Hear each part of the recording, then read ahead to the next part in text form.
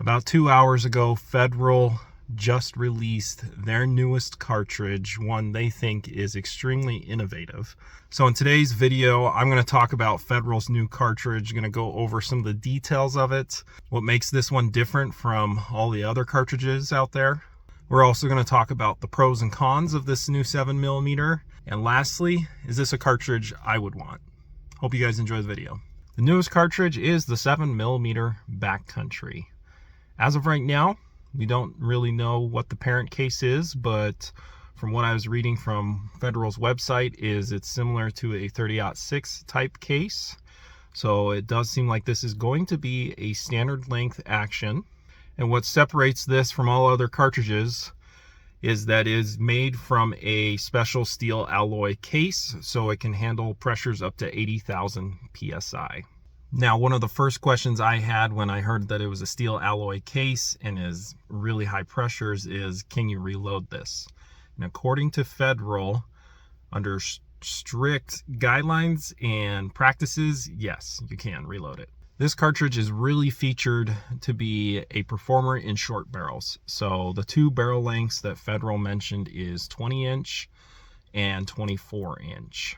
This is to accommodate the trend of going shorter so you can put a suppressor on it.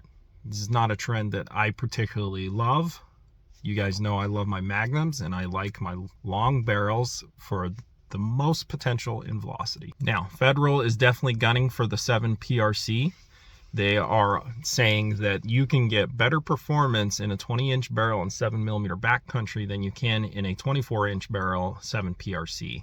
Let's go ahead now and look at the ballistics and the bullet offerings. The premier ammo choice for Federal is the Terminal Ascent, and they're going to offer a 170 grain and a 150 grain Terminal Ascent. With a 170 grain and a 20-inch barrel, you're looking at velocities right at 3,000 feet per second. With a 24-inch barrel, you're looking at 3,150 with that 170 grain. And for the 155 grain, a 20-inch barrel, it's going 3,150, and a 24-inch barrel, it's going 3,300 feet per second. Other bullet offerings is the 195 grain Burger. With a 24-inch barrel, you are getting 3,000 feet per second. And in a 20-inch barrel, you're looking at 2,850 feet per second. There's also going to be a Barnes LRX option, the 168 grain.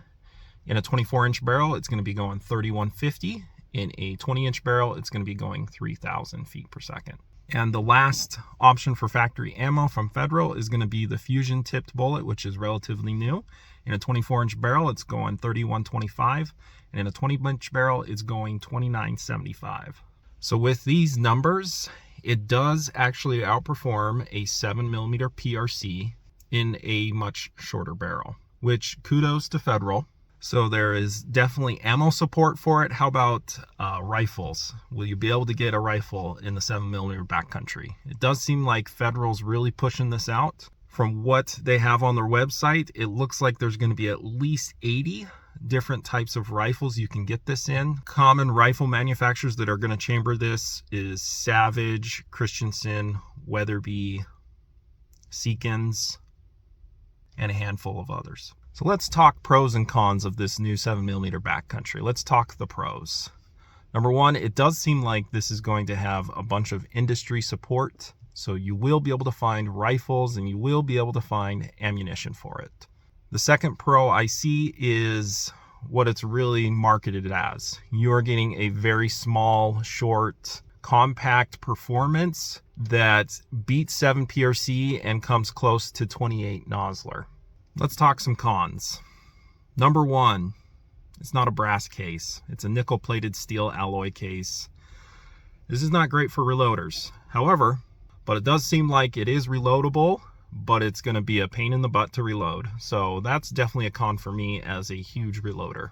The next big con for a lot of people, not really me since I'm already kind of a Magnum lover, is this thing's going to eat barrels for lunch. It's going to be a barrel burner.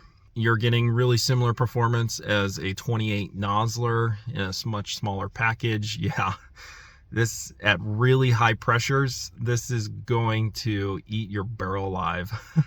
Again, I've never tested this. I don't have any hands-on experience with the 7mm Backcountry, but I am curious and a little worried about the accuracy potential. Are we going to get our full potential accuracy in pressures at 80,000 psi? Are we getting 100% burnt propellant? I hope so at 80,000 psi. Those are some of the things that I think about. So first, initial impressions for me was meh.